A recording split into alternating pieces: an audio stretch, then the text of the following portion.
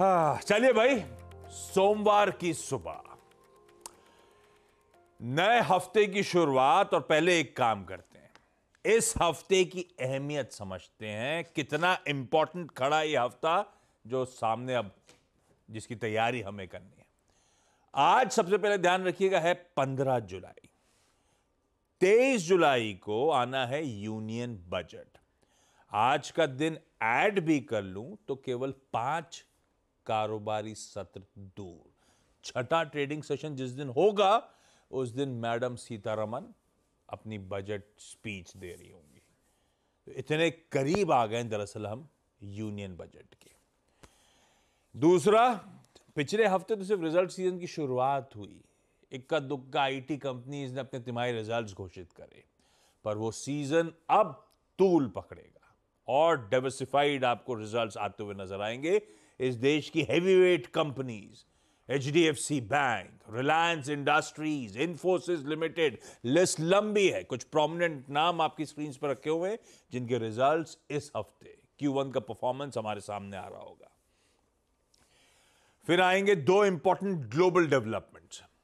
आज उसमें एक इंपॉर्टेंट, सबसे इंपॉर्टेंट, जेरोमी पावेल यानी कि यूएस फेड के जो चेयर हैं उनकी एक स्पीच, उनकी एक चिट चैट लाइंड अप है। ध्यान रखिएगा, सारे के सारे बहुत ज्यादा तलाश रहे हिंट, सटल हिंट्स, कब यूएस में ब्याज दरें घटने के सिलसिले की शुरुआत होगी। लास्ट अपडेट था 94% चांस अब ट्रेडर्स मान रहे हैं सितंबर रेट कट की। इस तरह का अति उत्साह बन चुका है। तो ऐसे में पॉवेल साहब की कमेंट्री और कुछ हिंट्स बहुत इंपॉर्टेंट होंगे। ना सिर्फ यूएस बल्कि चाइना भी जाना है। चाइना की रूलिंग कम्युनिस्ट पार्टी के टॉप मेंबर्स आज से 4 दिनों की पॉलिसी मीटिंग करने जा रहे हैं। इसकी हम लोग पिछले हफ्ते चर्चा भी कर रहे थे, थर्ड प्लेनम, और कुछ इंपॉर्टेंट अनाउंसमेंट शायद वहां से निकलते हुए नजर आए। उसकी अर्थव्यवस्था को संभालने के लिए क्या किया जा सकता है, और ये सब तो खैर इस हफ्ते नजर रखना है। आज खुलते ही हमें अपने खुद के आईआईपी और सीपीआई नंबर्स पे रिएक्ट करना है। और हाँ, एक बात बताना भूल गया मैं, ये एक ट्रंकेटेड वीक है, छोटा कारोबारी हफ्ता है। वेडनेसडे को मुहर्रम के चलते भारतीय बाजार बंद है, तो 2 दिन इधर और 2 दिन उधर करना है काम।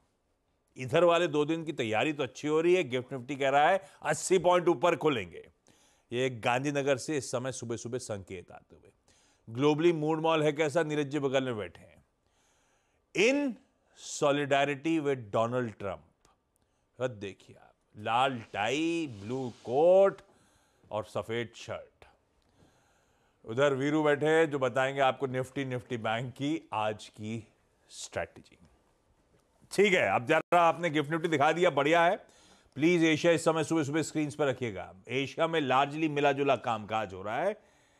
अच्छा, निक्केई के बाजार आज बंद है। इवेंट सिलेंडर में तो स्पेसिफिकली बताऊंगा, लेकिन जापान आज छुट्टी बना रहा है, मरीन डे है शायद वहां पे। जो खुले हुए हैं मिला जुला रुझान आपकी स्क्रीन पर। हालांकि थका लग रहा है एशिया, इस हिसाब से सब फ्लैटलाइन के आसपास है। अदरवाइज हैंडओवर बुरा नहीं था। यूएस में फ्राइडे को 2/3% तीनों बेंचमार्क मोटा, आधे से 2/3 कह लीजिए, तीनों बेंचमार्क्स मजबूती के साथ कामकाज करते हुए नजर आए। हेडलाइन में प्रोड्यूसर साहब ने मेंशन भी करा था, पहली बार 40,000 के पार डाउ पहुंचता हुआ नजर आया। और आज सुबह के फ्यूचर्स भी इन ग्रीन ट्रेड कर रहे हैं। 1/4% के आसपास फ्यूचर्स मजबूती के साथ कामकाज कर रहे हैं। तो तब और अब की पहली प्लेट दिखाइएगा, कहां यूएस के फ्यूचर्स फ्राइडे को 3:30 बजे छोड़े थे, कहां इस समय खड़े हुए हैं। हमें तेजी ही डाइजेस्ट करनी है, और बिल्कुल सही है, गिफ्ट निफ्टी हल्की मजबूती इसीलिए शायद दिखा भी रहा है। अभी ग्लोबली कहां से शुरू करूं समझ नहीं पा रहा हूं। यूएस के बहुत सारे बैंकिंग रिजल्ट्स आने थे, पर कहीं चर्चा हो भी रही है उसकी। ज़्यादा इंपॉर्टेंट हो गया है वो कल सुबह का अपडेट। मतलब यूएस के लिए तो सैटरडे नाइट हो गई, इवनिंग हो गई, अपने लिए कल सुबह का अपडेट। अब वो समझ में नहीं आ रहा, वहीं से शुरू करना चाहिए यार। एक्चुअली मार्केट जो आप कह रहे थे ना कि बहुत समझ में नहीं आ रहा सुबह कैसे ओपन हो रहा है, वो उसी की वजह से ट्रम्प ट्रेड क्यों प्ले हो रहा है।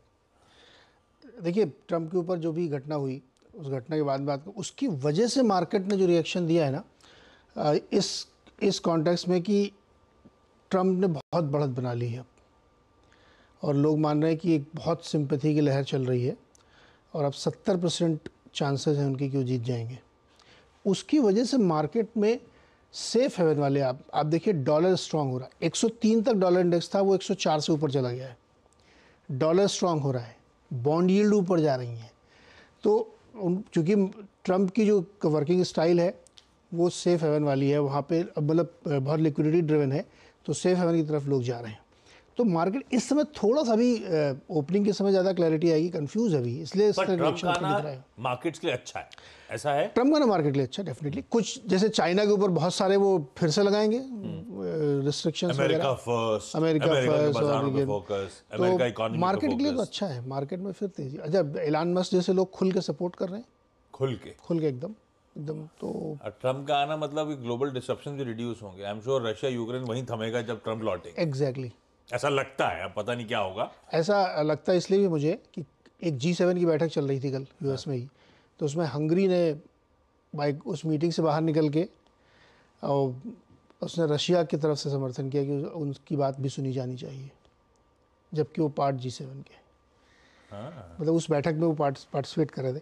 तो गेम ये हो रहा है कि अब थोड़ा टिल्ट हो गई पॉलिटिक्स वहाँ की, कल के बाद से बहुत ज़्यादा अब ट्रम्प के साइड में झुक गया ज़्यादा मामला।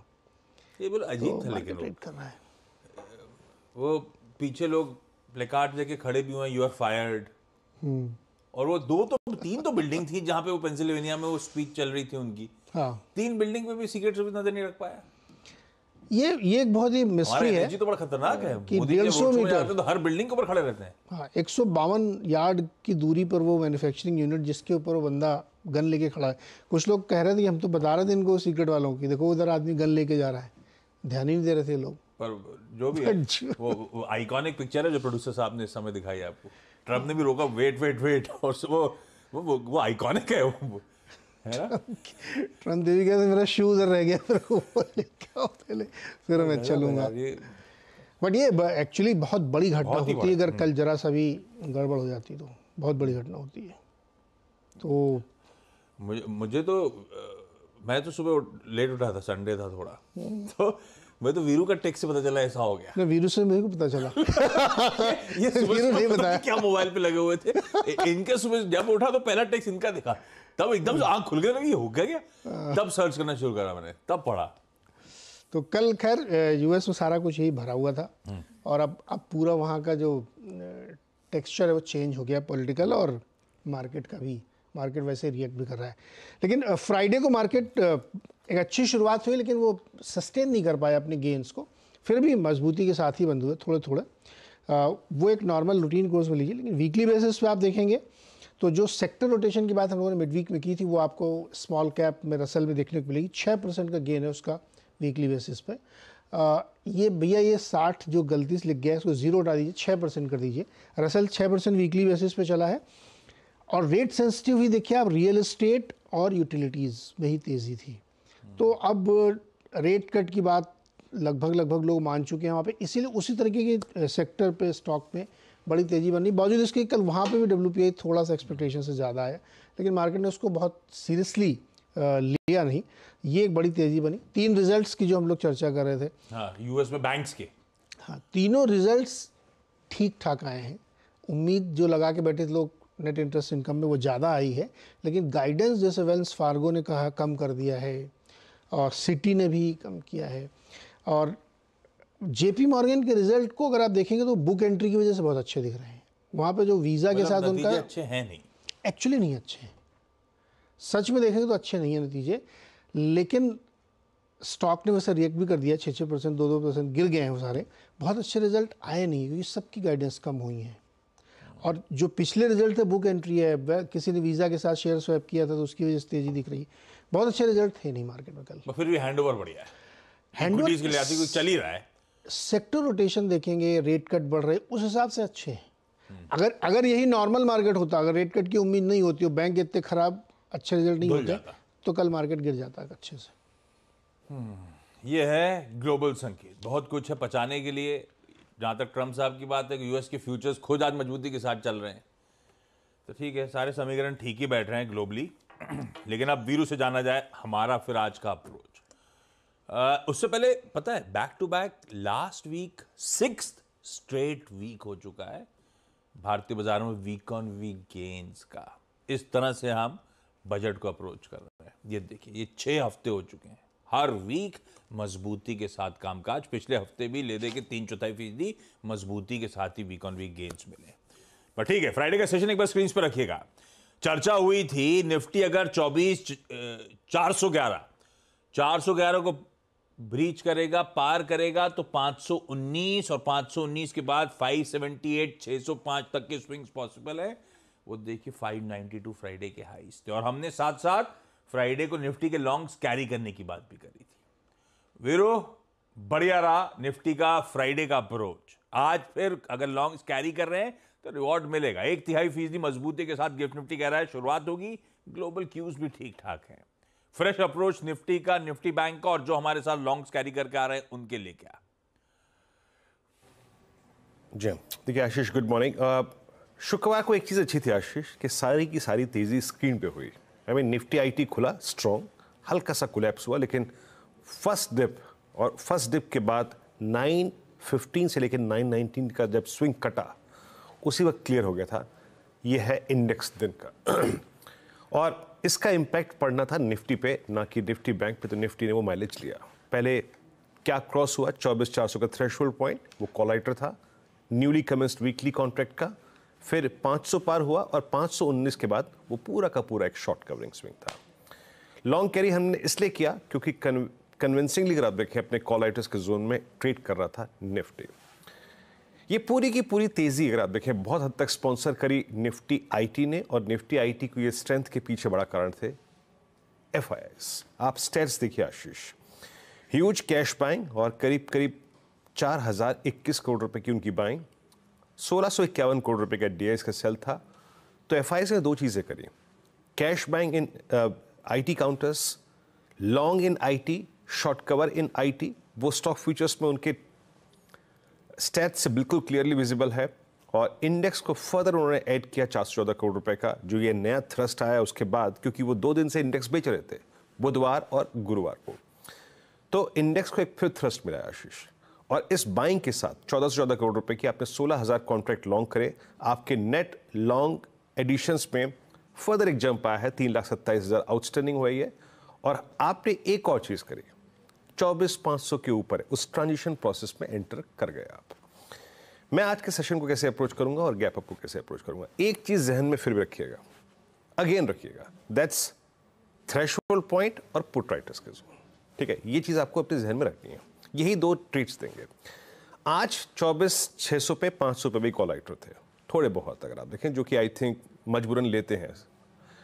500 600 पे और 600 पे बहुत कम है, उसके बाद 700 पे। लेकिन स्ट्रॉन्ग पुट राइटिंग अगर कहीं पर विजिबल है आशीष, तो वो है 24,500 और 400 का क्लस्टर। टेक्निकली आपका ऑप्शन बेस अभी भी 24,400 है, याद रखिएगा, विच holds maximum outstanding OI. Pyramids लेके आइए। पिरामिड्स क्या कह रहे हैं आपकी स्क्रीन पे कि बड़े कॉल राइटर्स 24,500 पे और उसके बाद 600 पे परसिस्ट करते हैं, और स्ट्रॉन्ग पुट राइटिंग 24,400 पे ही है। ये क्लियरली आई थिंक इस डायग्राम को देखकर विजिबल है। अप्रोच क्या रहेगी, देखिए अब लेके आइए बेस। पहले बेस लेके आइए, पहले बेस को डिफाइन करते हैं। ड्यूरिंग द डे हमें कोई डिप मिल जाए तो कहां तक का डिप हमको बाय करना है।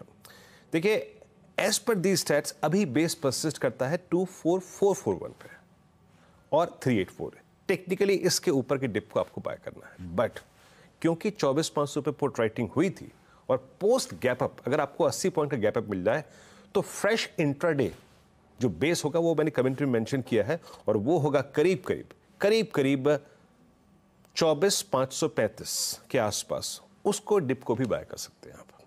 तो बेस 1 जो है वो ओपनिंग के बाद, गैप अप के बाद रोटेट हो जाएगा, थोड़ा सा अगर आप देखें ऊपर चला जाएगा। थ्रेश होल्ड पॉइंट पहले गैप अप के बाद आपको 571,608 के आसपास अपने ट्रेड्स को चेक करना है, बुक भी कर सकते हैं। Further move towards I think 656, 681 और 713, वो तब डिपेंड करेगा, वो तब आएगा जब आप 608 के थ्रेशोल्ड पॉइंट को क्रॉस कर जाएंगे। ऐसे अप्रोच करिए आप निफ्टी को। निफ्टी बैंक अभी भी एक रेंज बाउंड ट्रेजेक्ट्री में अगर आप देखें ट्रेड कर रहा है, बट इस रेंज में भी एक बात क्लियर है, रेजिस्टेंसेस और बेस क्लियरली डिफाइंड है। 52,000 एक स्ट्रॉन्ग सपोर्ट जोन है। इसी के आसपास आपका 20 डे एक्सपोनेंशियल मूविंग एवरेज आ रहा है, 10 डे में आ रहा है, और क्लियरली 52,500 और 53,000 एक स्ट्रॉन्ग कॉल आइटर जोन है। आप देखिए ना आशीष, ये ब्लू वाइल्ड कैंडल्स, पहले 52,500 पे, उसके बाद 52,800 पे, उसके बाद 53,000 पे, और स्ट्रॉन्ग पुट राइटिंग है 52,000 की स्ट्राइक पे। So as of now best trade Nifty bank में, याद रखिएगा, बेस 1 के नजदीक मिलेगा। प्लीज स्क्रीन पे लिखे आइएगा बेस 1।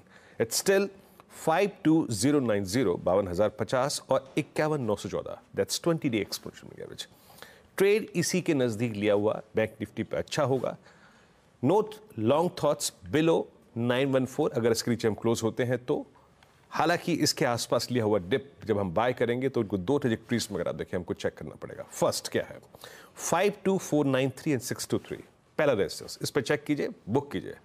चांसेस है कि यहां से कोलैप्स हो, बट अगर 623 के ऊपर सस्टेन करता है तो अगेन ये 831 और 979 के जोन को स्ट्राइक करेगा, जैसे कि इसने शुक्रवार को भी किया था। लेकिन याद रखिएगा बैंक निफ्टी भी रेंज बाउंड है, दोनों ही क्लस्टर्स पे, RS1 RS2 पे प्रॉफिट्स कैश में कन्वर्ट कीजिए फुली। आशीष, फ्राइडे को वो कहना चाहिए ना, IT pack, rejuvenated IT pack ने कमाल दिखा दिया था, रिकॉर्ड उच्चतम स्तरों पे ले गया था। हमने लॉन्ग्स कैरी करे थे, रिवॉर्ड हो रहा होगा, और आज की स्ट्रैटेजी आपकी स्क्रीन पर है। अच्छा, एक बात बताना भूल गया भाई, वो हेडलाइन पर तो मेंशन था, खैर मई का आईआईपी गजब है, 7 मंथ के हाईस पे पहुंच गया है, 5.9% पे, 5 से बढ़कर। एक्सपेक्टेशंस थी ठंडा पड़ेगा, कोई मैन्युफैक्चरिंग, कोई इलेक्ट्रिसिटी, कंज्यूमर ड्यूरेबल्स ने सॉलिड परफॉर्म करा, पर ये बहुत डेटेड आंकड़े हो गए, क्योंकि आईआईपी आता है मई का, 2 महीने पहले पुराना कौन सोचता है। इन्फ्लेशन ये सरदर्द बन गया है, 5.08%, 4.75% से बढ़कर। एक्सपेक्टेशंस थी बढ़ेगा 4.9% के आसपास, 5 के पार चला गया है। हालांकि कोर जो एक्सपेक्टेड था वैसे ही है। तो दिक्कत कहां आ रही है? दिक्कत आ रही है हमें और आपको, जो कोर नहीं दिखाता।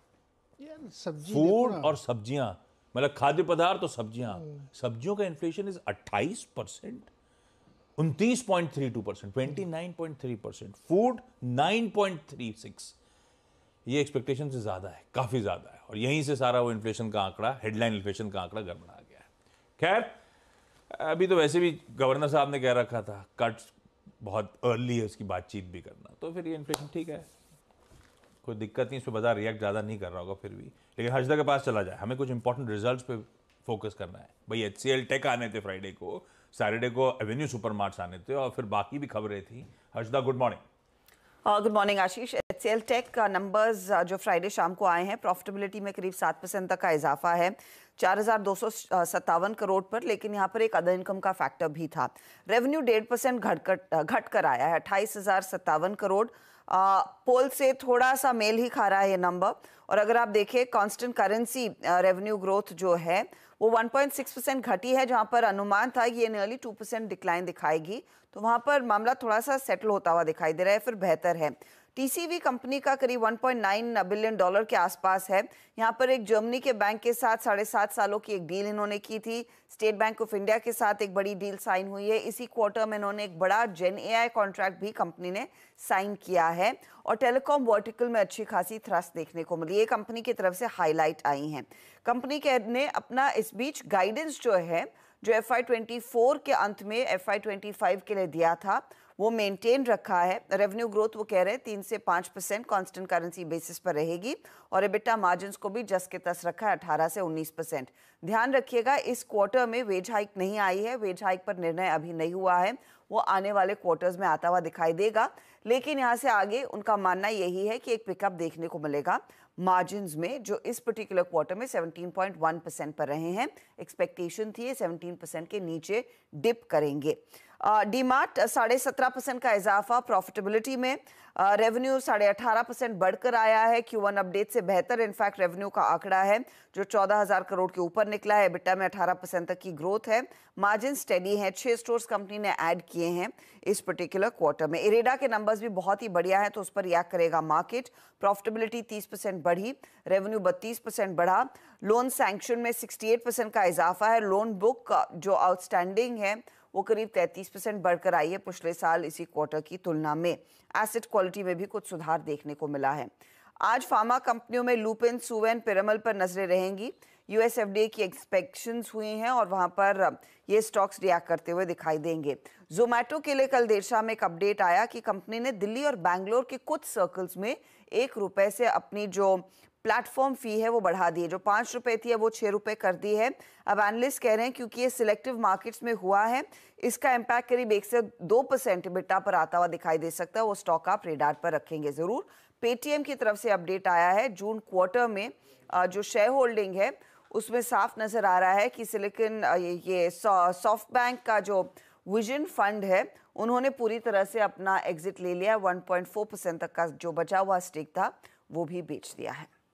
स्टॉक्स रडार पे और भी डिटेल लिस्ट आएगी जब हर्षदा वापस 8:30 बजे जुड़ेंगी। क्विकली छोटा सा ब्रेक के उस पार आज का इवेंट्स कैलेंडर और commodity strategy.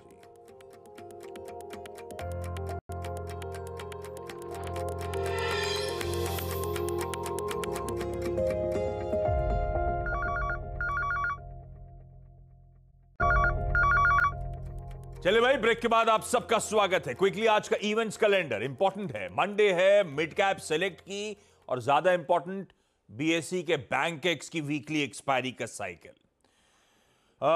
Fed chair Powell साहब की स्पीच दरअसल एक कन्वर्सेशन है, डिस्कशन है इकोनॉमिक क्लब ऑफ वॉशिंगटन में। वहां पे वो शायद कुछ बढ़िया कमेंट्री कर रहे हो। खैर उस पर तो कल सुबह अपन चर्चा कर लेंगे। हमें आज कई सारे इंपॉर्टेंट नंबर्स का इंतजार करना है। HDFC life, HDFC AMC, Jio financials, angel one, bank of Maharashtra और हडसन एग्रो। और भी लिस्ट इंपॉर्टेंट है, हमारी बड़ी है, इंपॉर्टेंट वाले मैंने सिर्फ हाईलाइट कर दिए।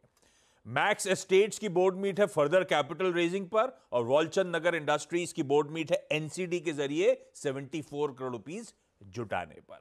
स्पाइस जेट भी कई लोग पूछे थे रिजल्ट कैलेंडर में क्यों नहीं है, वो क्योंकि Q1 के नंबर्स नहीं है। स्पाइस जेट के आज जो रिजल्ट्स आने हैं वो दिसंबर और मार्च क्वार्टर के FY24 के पूरे नंबर्स आएंगे अब बचे हुए। अभी जून क्वार्टर के नंबर्स को डिक्लेयर करना है उनको बाद में, अभी तो पेंडिंग रिजल्ट्स आने हैं, अलग से इसलिए मेंशन कर रहा हूं स्पाइस जेट को। एक्स डिविडेंड कुछ है वो आपकी स्क्रीन पर आ जाएंगे, ऐसा कोई नोटवर्दी नहीं मैं अलग से मेंशन करूं। आज हमारा होलसेल इन्फ्लेशन का प्रिंट दोपहर 12 बजे आएगा और साथ साथ बाद में इंपोर्ट एक्सपोर्ट के नंबर्स आएंगे, balance of trade. Japan marine day के चलते निक्केई का बाजार बंद है, वहां छुट्टी है। चाइना का जीडीपी, हाउस प्राइस और इंडस्ट्रियल प्रोडक्शन का नंबर आ रहा होगा, यूरोजोन का इंडस्ट्रियल प्रोडक्शन का नंबर आ रहा होगा। आज भी यूएस में कुछ दिग्गज बैंक्स के रिजल्ट्स आ रहे होंगे, गोल्डमैन सैक्स, ब्लैक रॉक और नॉर्डिया बैंक का। अच्छा, वो जो पीएलआई स्कीम फिर से रीओपन कर रहे थे एप्लीकेशन विंडो भारत सरकार व्हाइट गुड्स के लिए एसी और एलईडी लाइट्स के लिए, आज से वो विंडो 90 दिनों के लिए खोली जा रही है। Mumbai monsoon orange alert continue करता हुआ डरा रखा था, वीकेंड पे इतनी बारिश हुई नहीं जितना डराएगी। अभी शायद आईएमडी का आज अलर्ट खत्म हुआ, कल से बारिश शुरू होगी। अच्छा, ये ऐसे ही जस्ट एफवाईआई, थाईलैंड 60 दिन का वीजा फ्री आज से शुरू। मतलब 60, कई सारी कंट्रीज में हम भी हैं, तो आज से 60 दिन आप अगर थाईलैंड में वीजा फ्री है। इवेंट्स कैलेंडर के बाद जरा क्विकली कमोडिटी स्ट्रैटेजी रख देता हूं। एचडीएफसी सिक्योरिटीज के अनुज गुप्ता साहब की तरफ से आई है। अनुज कह रहे हैं सोना अगस्त वायदा खरीद सकते हैं 72,700 के स्टॉप के साथ, और कच्चे तेल के जुलाई वायदा में भी बाइंग करी जा सकती है 6800 का लगाइएगा एसएल। ब्रेक ले रहा हूं। गिफ्ट निफ्टी के 1/3% मजबूती के संकेतों के साथ बहुत इंटरेस्टिंग अभी भी स्टॉक न्यूज बची हैं, वो सब सीधा साधा में मेरे ख्याल से लार्जली कवर हो रही होंगी इस ब्रेक के उस पार। नमस्कार।